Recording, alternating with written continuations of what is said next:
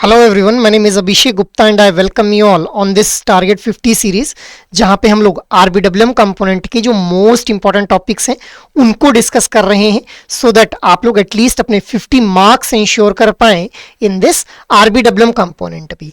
अब जो लोग पहली बार हम लोगों के साथ इस सीरीज के अंदर जुड़ रहे हैं उन लोगों को मैं ये बता दूं कि इससे पहले हमारे 2 सेशन जो कंडक्ट किए जा चुके हैं, तो आप लोग उन सेशंस को भी जो है वो जा करके देख लें और आने वाले सभी सेशंस को जो है वो कंटिन्यूसली अटेंड करें सो दैट आप सभी लोग जो है वो एटलीस्ट अपने 50 मार्क्स इंश्योर कर पाएं इन दिस आरबीडब्ल्यूएम कंपोनेंट भी। अब आज की सेशन के अंदर हम लोग बात करने वाले हैं implementation model and business process structure in retail banking के बारे में भी।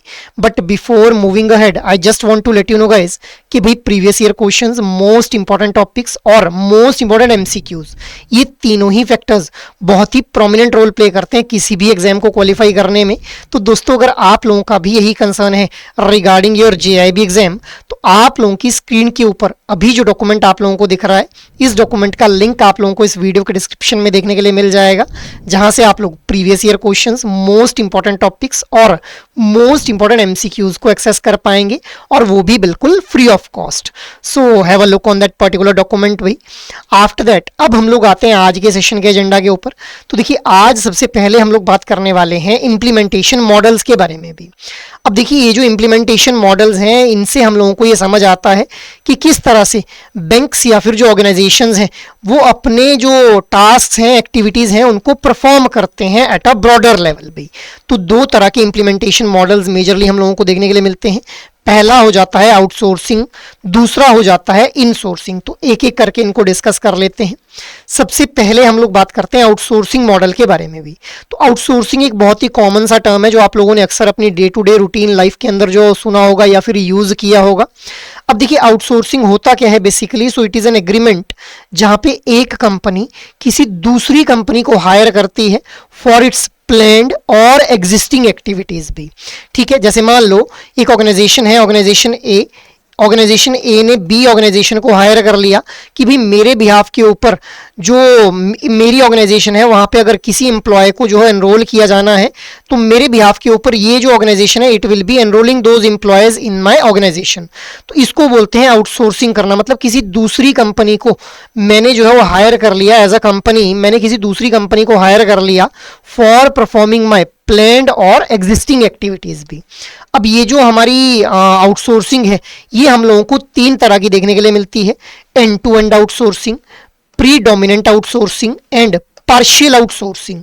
अब एंड टू एंड आउटसोर्सिंग का मतलब क्या है कि जहां पे सभी के सभी टास्क और एक्टिविटीज को जो है वो किसी दूसरी पार्टी या फिर किसी दूसरी ऑर्गेनाइजेशन को दे दिया जा रहा है परफॉर्म करने के लिए, उसको बोल देंगे end to end outsourcing. Predominant outsourcing क्या हो जाएगी, जैसे मान लो कि एक बैंक है।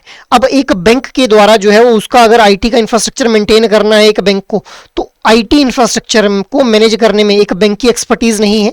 अब वहां पे किसी एक ऐसी आईटी फर्म को जो है वो हायर किया गया जो उस बैंक के लिए जो आईटी के इंफ्रास्ट्रक्चर है उसको मैनेज करने का काम करेगी। मतलब एक्सपर्टीज जिस ऑर्गेनाइजेशन की थी उसको हायर कर लिया, बाकी काम खुद ही बैंक परफॉर्म कर रहा है, तो उसको हम लोग क्या बोल देंगे, प्रीडोमिनेंट आउटसोर्सिंग बोल देंगे।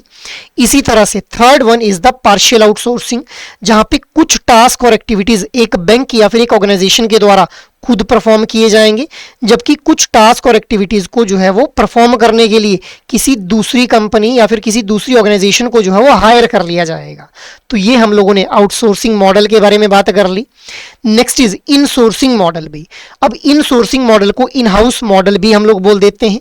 अब इट इज अ टर्म जो कि यूज की जाती है बिजनेस में to describe the utilisation of internal sources. मतलब जो खुद के सोर्सेज हैं उनको किस तरह से यूटिलाइज किया जाता है, उनका यूटिलाइजेशन करके किस तरह से एक ऑर्गेनाइजेशन अपने टास्क और एक्टिविटीज को परफॉर्म करती है, rather than hiring a third company और third party for performing those activities भी।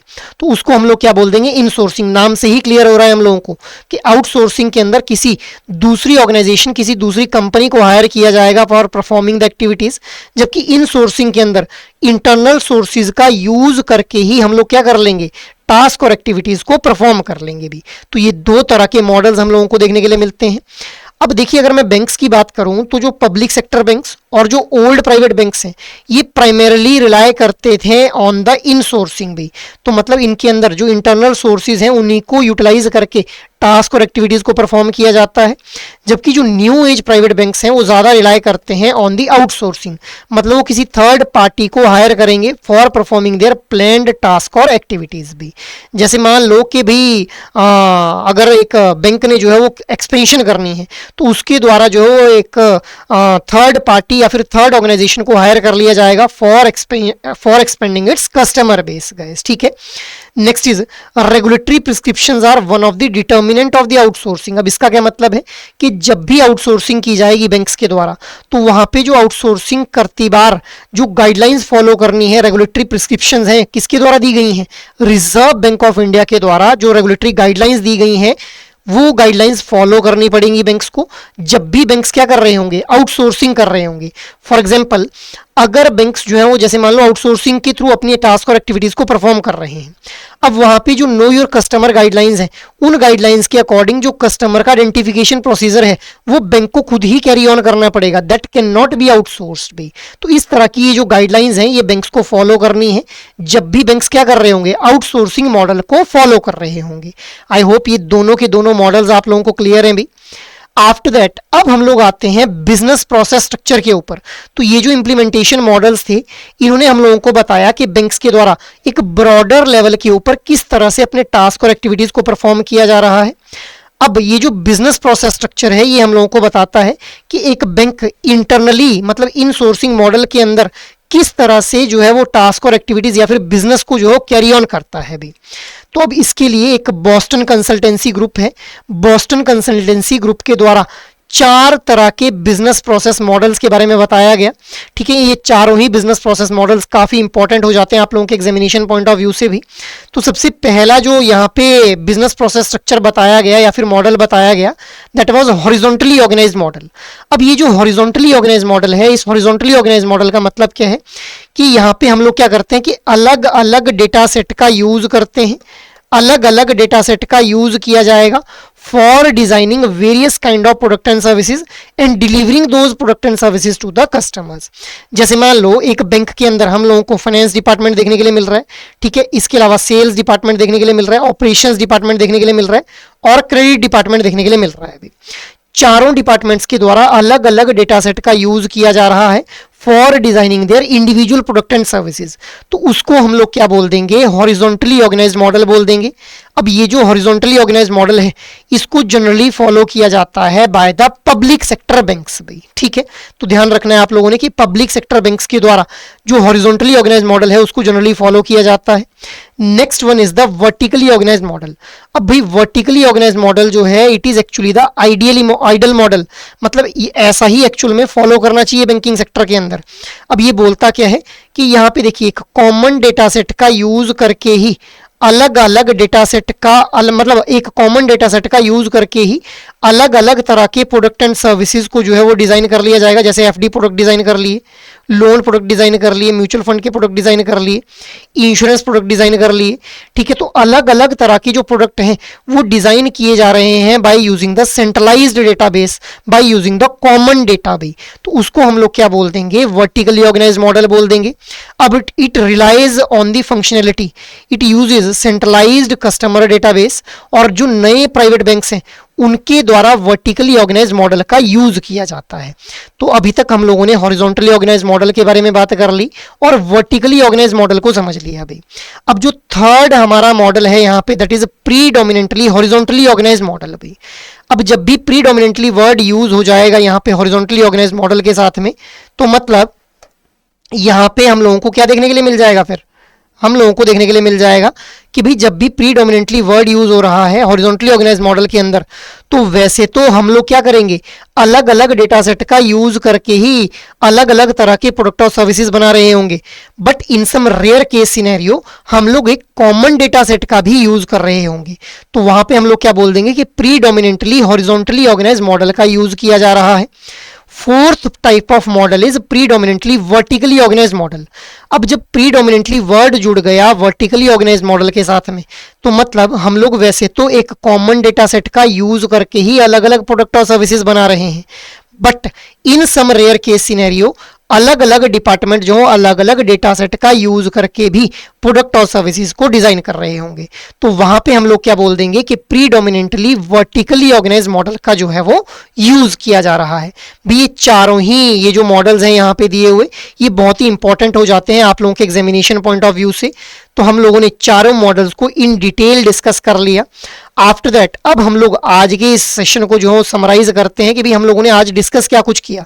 तो पहले तो हम लोगों ने इंप्लीमेंटेशन मॉडल्स के बारे में बात कर ली, जो कि एक ब्रॉडर पिक्चर हम लोगों को देते हैं कि किस तरह से बैंक्स जो है वो अपने टास्क और एक्टिविटीज को परफॉर्म करते हैं। तो दो तरह के मॉडल्स देखे, आउटसोर्सिंग मॉडल और इनसोर्सिंग मॉडल। उसके बाद हम लोगों ने क्या देखा, बिजनेस प्रोसेस स्ट्रक्चर्स के बारे में बात की हम लोगों ने, जहां पे चार तरह के मॉडल्स हम लोगों को देखने के लिए मिले। Horizontally organised model, vertically organised model, predominantly horizontally organised model and predominantly vertically organised model भी। तो ये हम लोगों ने आज डिस्कस कर लिया। Now based on our discussion there is a question in front of you. Consider the following statements regarding implementation models in retail banking. Your statements are: outsourcing refers to an arrangement where one company hires another company to perform a planned or existing activity. Outsourcing may be classified into end-to-end, predominant and partial outsourcing. Insourcing means using internal sources for activities instead of outsourcing them to an external agency. Fourth statement क्या बोल रही है, new age private banks primarily rely on insourcing while public sector banks mainly depend on outsourcing. अब आप लोगों से पूछा क्या गया है, करेक्ट स्टेटमेंट पूछी गई है। तो पहली स्टेटमेंट क्या बोल रही है कि आउटसोर्सिंग एक अरेंजमेंट है जहां पे एक कंपनी किसी दूसरी कंपनी को हायर करती है, बिल्कुल सही स्टेटमेंट है। अगर पहली सही है मतलब ऑप्शन सी एलिमिनेट हो गया, ठीक है। दूसरा क्या बोल रहा है, आउटसोर्सिंग को हम लोग एंड टू एंड, प्रीडोमिनेंट और पार्शियल आउटसोर्सिंग में क्लासिफाई कर पाते हैं, बिल्कुल सही बात है। तो दूसरी स्टेटमेंट भी सही है, मतलब ऑप्शन बी भी एलिमिनेट हो गया। और थर्ड स्टेटमेंट क्या बोल रही है कि इन सोर्सिंग का मतलब है इंटरनल सोर्सेज का यूज करना for the activities instead of outsourcing them. तो ये स्टेटमेंट भी बिल्कुल सही है। अब मतलब अगर तीसरी भी स्टेटमेंट सही है तो हमारा ऑप्शन ए या ऑप्शन डी में से कोई आंसर होना चाहिए। फोर्थ स्टेटमेंट क्या बोल रही है कि जो न्यू एज प्राइवेट बैंक है वो प्राइमरली इन सोर्सिंग पे रिलाई करते हैं, नहीं भी वो प्राइमरली आउटसोर्सिंग पे रिलाई करते हैं। तो ये स्टेटमेंट गलत हो जाती है, जिस वजह से ऑप्शन ए हमारा जो है वो यहाँ पे बिल्कुल सही आंसर बन जाएगा भी। So the right answer here will be option number A only guys.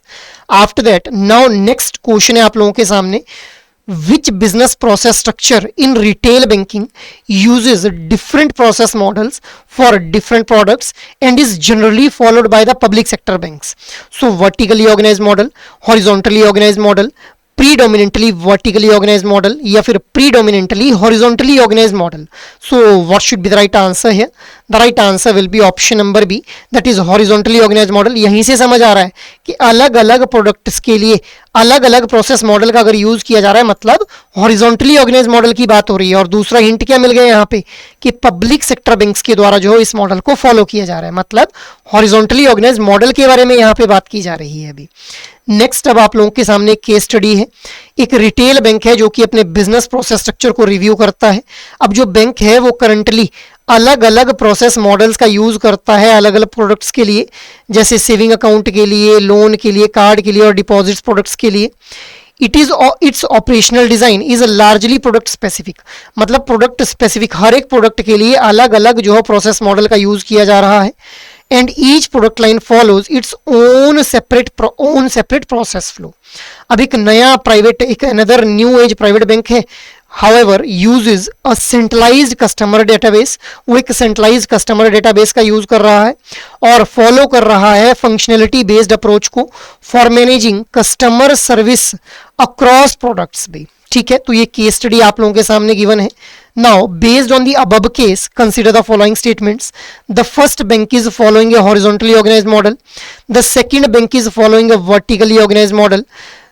A horizontally organized model generally uses different process models for different products. A vertically organized model is generally followed by public sector banks because it uses product wise separate processes. Correct statement पूछी गई है, तो हम लोगों को यहाँ पे जो पढ़ने से ही समझ आ रहा है कि देखिए सबसे पहला बैंक जो है वो यहाँ क्या बोल रहा है, सबसे पहला बैंक देखिए यहाँ पे लिखा हुआ है कि हॉरिजॉन्टली ऑर्गेनाइज्ड मॉडल को यूज कर रहा है। बिल्कुल हॉरिजॉन्टली ऑर्गेनाइज्ड मॉडल को यूज कर रहा है क्योंकि अलग अलग प्रोसेस मॉडल्स का यूज किया जा रहा है, तो पहली स्टेटमेंट सही होगी। सेकंड बैंक जो है वर्टिकली ऑर्गेनाइज्ड मॉडल का यूज कर रहा है, बिल्कुल सही बात है भी, क्योंकि वहां पे एक सेंट्रलाइज्ड डेटाबेस का यूज किया जा रहा है। थर्ड स्टेटमेंट क्या बोल रही है कि horizontally organised model generally uses different process model for different products, बिल्कुल सही स्टेटमेंट है। फोर्थ स्टेटमेंट क्या बोल रही है कि vertically organised model is generally followed by public sector bank, नहीं भी, पब्लिक सेक्टर बैंक के द्वारा जो है वर्टिकली ऑर्गेनाइज्ड मॉडल को फॉलो नहीं किया जाता है, जो न्यू एज प्राइवेट बैंक है उनके द्वारा इसको फॉलो किया जाता है। पब्लिक सेक्टर बैंक्स तो जनरली हॉरिजॉन्टली ऑर्गेनाइज्ड मॉडल को फॉलो करते हैं, तो इसीलिए यहाँ पे हमारा जो सही आंसर हो जाएगा that will be option number B, that is 1, 2 and 3 only B. तो ये हम लोगों ने इंप्लीमेंटेशन मॉडल्स और बिजनेस प्रोसेस स्ट्रक्चर को डिस्कस कर लिया।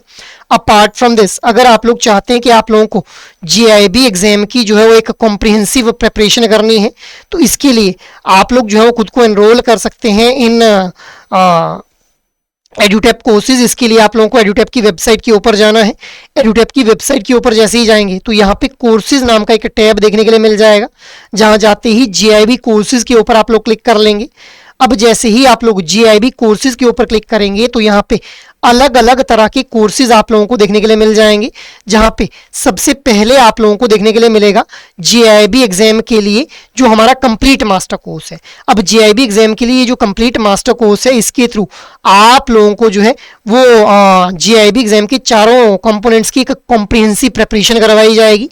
इसके अलावा आप लोगों को सबसे पहले यहाँ पे एक 1 रुपये के अंदर ट्रायल कोर्स भी ऑफर किया जा रहा है, जिसके थ्रू आप लोगों को समझ आएगा कि हमारा जो ये कंप्लीट मास्टर कोर्स है इसके अंदर किस तरह से जो कंपोनेंट्स हैं उनको जो है वो कॉम्प्रिहेंसिव वे के अंदर कवर किया गया है।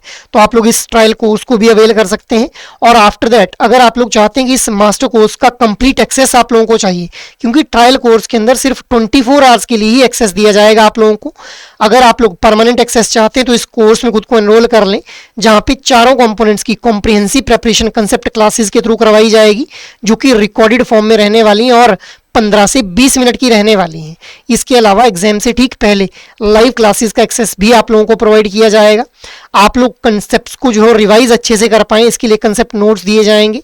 आप लोग कंटेंट को प्रैक्टिस अच्छे से कर पाएँ, इसके लिए आप लोगों को chapter wise mock test, full length mock test और सॉल्व्ड प्रीवियस ईयर क्वेश्चंस भी प्रोवाइड किए जाएंगे। So it can be a one stop solution अगर आप लोग GIB एग्जाम की एक कॉम्प्रिहेंसिव प्रिपरेशन करना चाहते हैं। अब ये जो हमारा मास्टर कोर्स है, it is also available for I&IFS individual component, PPB component, AFM component and RBWM component. तो इंडिविजुअल कंपोनेंट्स के लिए भी ये मास्टर कोर्स जो अवेलेबल है, so you can enrol in the individual master courses as well. और अगर आप लोगों को लगता है कि आप लोगों को सिर्फ प्रैक्टिस करनी है क्वेश्चंस की, तो खुद को सिंपली एनरोल कर लें टेस्ट सीरीज के अंदर, जहाँ पे आप लोगों को solved previous year questions provide किए जा रहे हैं राइट फ्रॉम May 2023।